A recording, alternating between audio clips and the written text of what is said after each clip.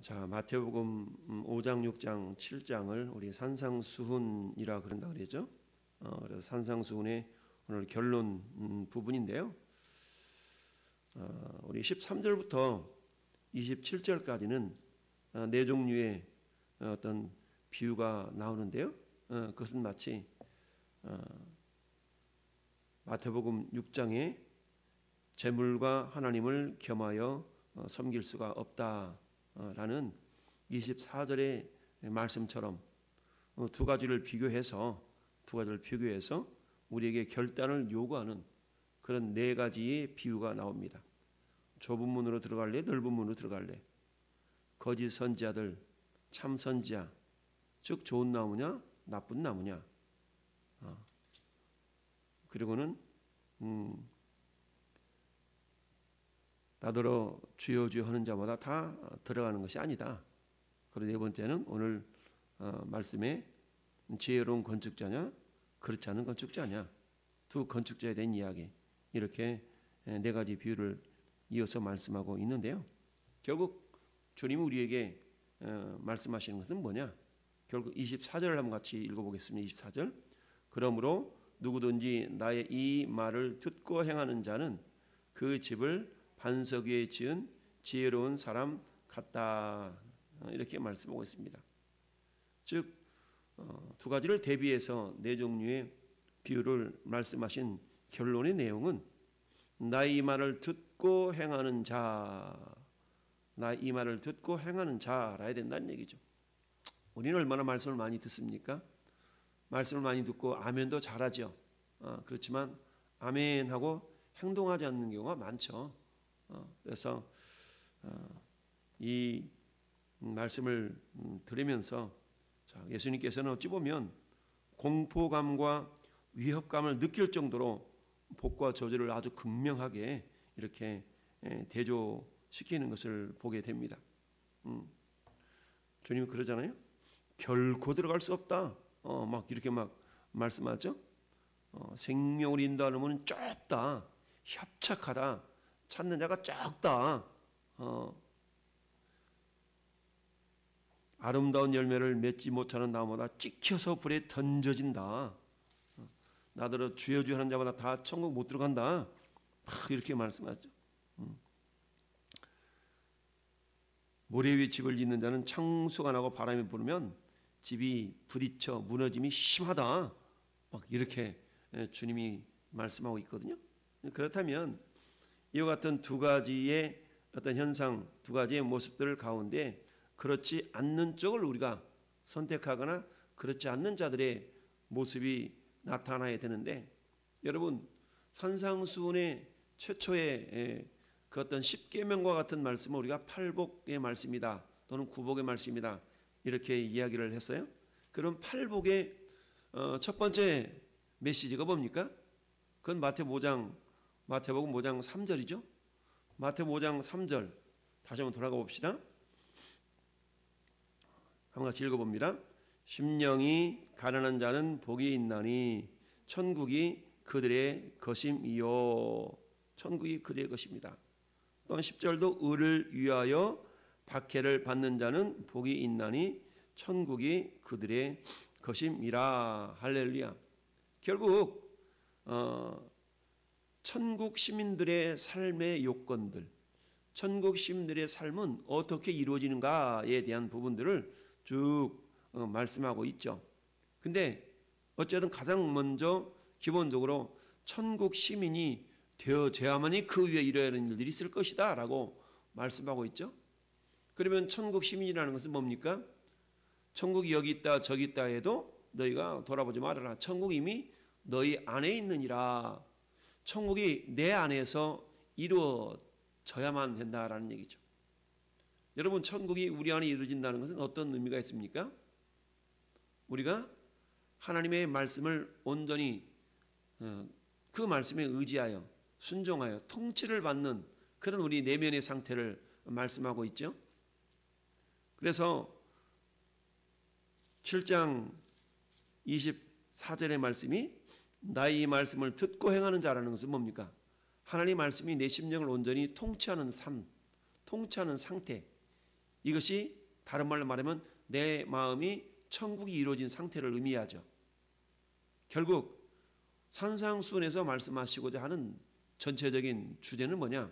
그것은 마태복음 5장 3절과 5장 10절에서 말씀하고 있는 내 심령 속에 천국이 이루어져야 된다라는 것을 의미하는데, 그렇다면 천국이 이루어지기 위한 전제 조건은 심령의 가난함이다라고 말씀하고 있습니다.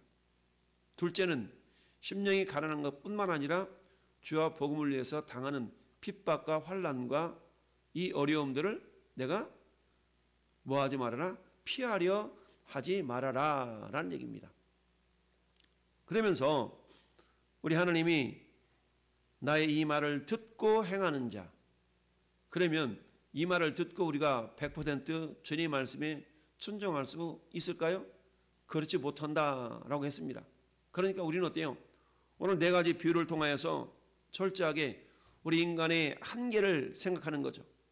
마치 로마서 8장에 사도 바울이 오호라 나는 곤고한 사람이로다. 이 사망의 몸에서 누가 나를 건져내랴. 철저하게 자기 자신의 한계를 깨닫는 자, 이런 자가 따라합시다. 심령이 가난한 자. 그렇습니다. 이런 자가 심령이 가난한 자죠. 결국 심령의 가난함은 무엇을 의미합니까? 나는 주님이 아니고서는 행할 수 없는 연약함이 있는 존재임을 고백하는 것이죠. 결국 좁은 문으로 들어가는 것이나 좋은 나무가 되는 것이나 아니면 나더러 주여 주여 하는 삶뿐만 아니라 거기에 걸맞는 삶의 실천이 나타나는 것뿐만 아니라 그리고 반석 위에 집을 짓는 이 모든 것들은 결국 주님의 말씀을 듣고 실천하는 삶의 모습들을 이야기하고 있는데, 그러면 이것은 결코 우리가 행할 수 있는 모습이 아니라는 얘기죠. 그런데 행할 수 있도록 도우시는 분이 계시는데 그분은 성령 하나님이시다. 그 성령님은 우리 안에서 우리를 도와주시기 위해서 우리 안에 오셨는데, 그런데 그 성령님은 7장 11절의 말씀처럼 너희가 악한 자라도 좋은 것으로 자식에게 줄 줄 알거든 하물며 하늘에 계신 너희 아버지께서 구하는 자에게 좋은 것으로 주시지 않겠느냐. 그런데 여기서 좋은 것으로 주시지 않겠느냐라는 좋은 것을 마가복음이나 누가복음에서는 성령님이라고 정의하고 있다는 얘기죠. 그럼 어떤 자들에게 성령님이 임재할 수 있는가? 그것은 다시 원점으로 돌아가서 마태복음 5장 3절에 심령이 가난한 자는 복이 있나니 천국이 그들의 것이며, 즉 천국 백성의 가장 기본적인 요소는 뭐냐? 심령의 가난함이라는 얘기입니다. 즉 나의 한계를 깨닫고 주님이 아니면 안 됩니다 라는 겸손함을 갖는 자들, 이런 자들에게 성령님이 함께해 주셔서 오직 성령의 열매는 성령의 열매로 말미암아 맺혀지는 것이 좁은 길을 걷는 것이요 좁은 문을 들어가는 것이며 좋은 나무가 되는 것이요, 그리고 거짓 선지자의 모습이 아닌 참 선지자의 모습이요, 그리고 모래 위에 집을 짓는 자들이 아닌 반석 위에 집을 짓는 자들의 모습이 될 수가 있다라는 얘기입니다. 그러니까 우리는 매 순간순간마다 어때요? 히브리서 12장 2절의 말씀처럼 믿음의 주요 또 온전하게 하시는 이인 예수를 바라보자. 예수를 바라보라.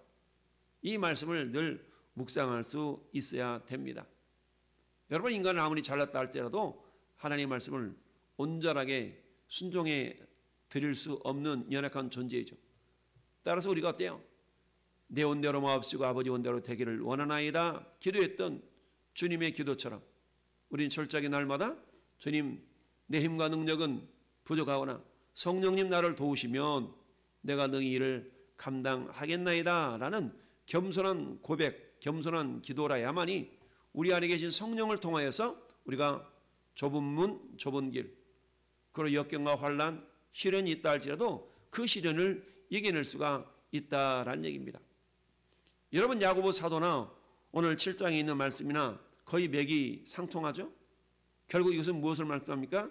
실천적인 그리스도인이 되라라는 얘기죠. 세상 사람들이 우리 예수 믿는 사람들을, 그리스도인들을 비하하며 얘기할 때 입만 살았다, 입만 살았다.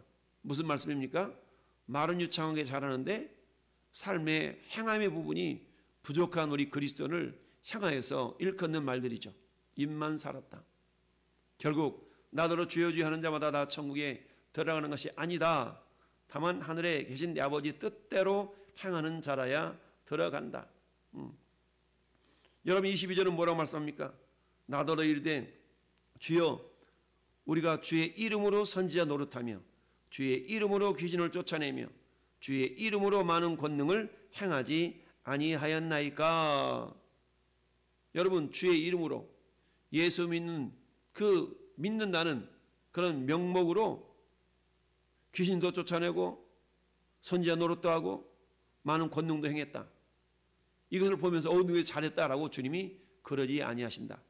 왜냐하면 이 22절의 말씀은 이런 행동을 통하여서 자기 자신을 드러내려고 하는 서기관과 바리새인들의 모습과도 같은 것으로 주님이 생각한다라는 얘기죠.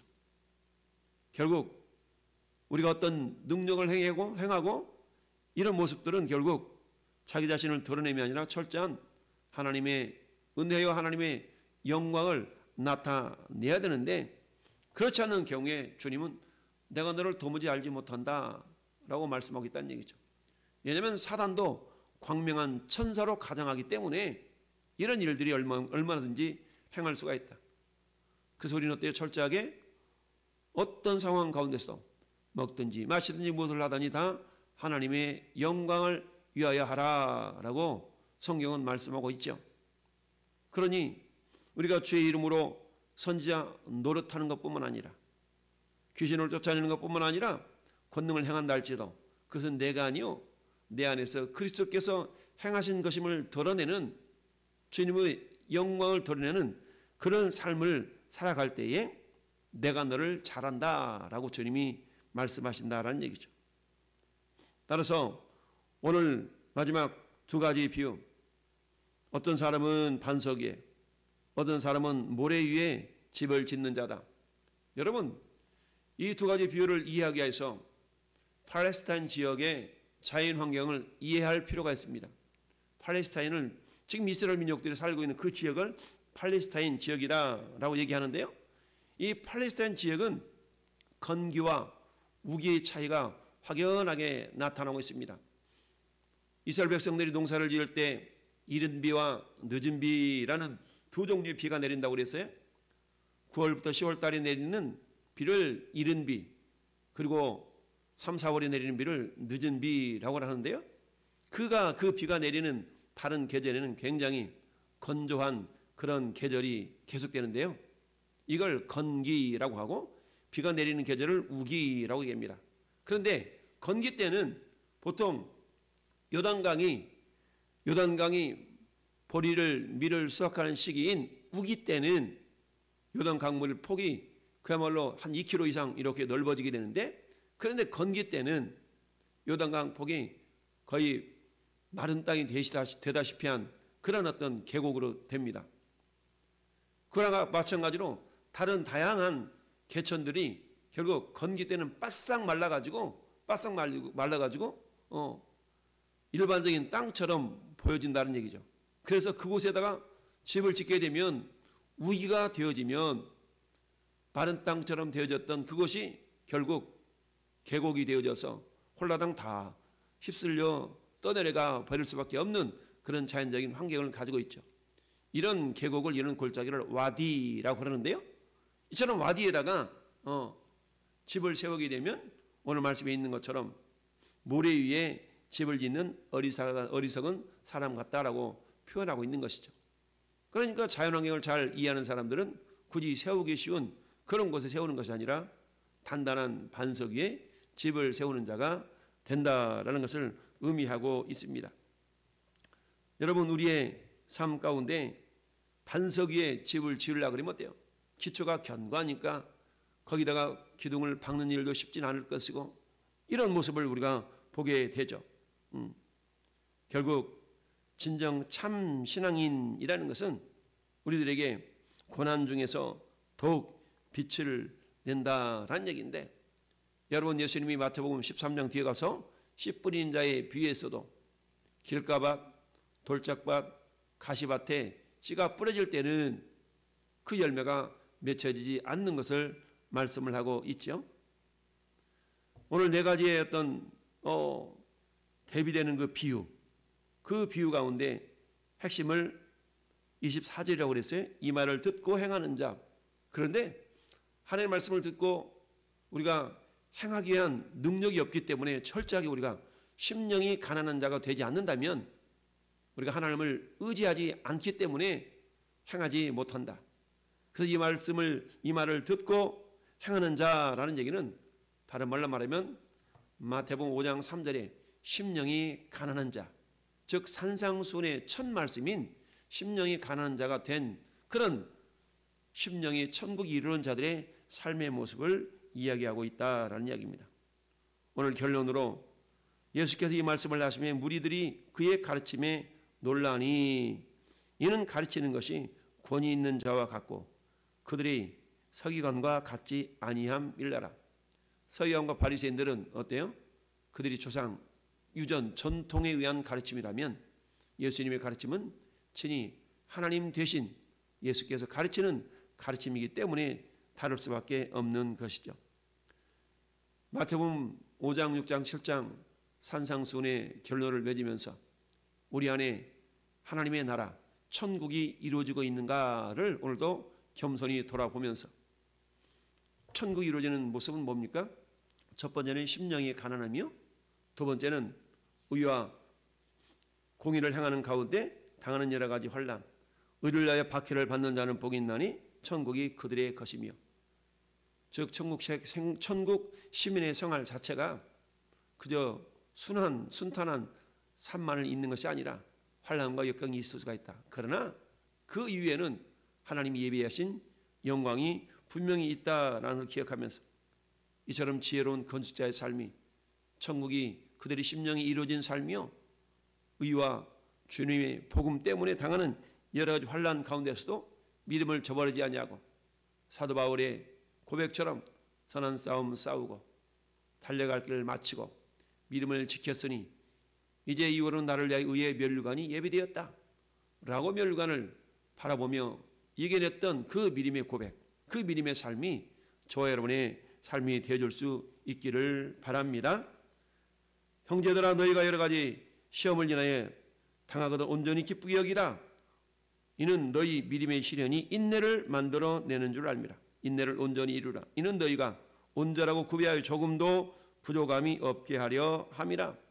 야고보 사도의 고백처럼 오늘 저와 여러분 믿음의 고백이 오늘도 여러 가지 어려움 속에서도 내 안에 천국이 이루어지고 있음을 믿고 이루어졌음을 믿고 우리와 동행하는 나를 도우시는 주님을 신뢰하고 의지함으로 오늘도 주님과 동행하며 동역하는 우리 모든 성도들 될 수 있기를 예수님의 이름으로 축원합니다.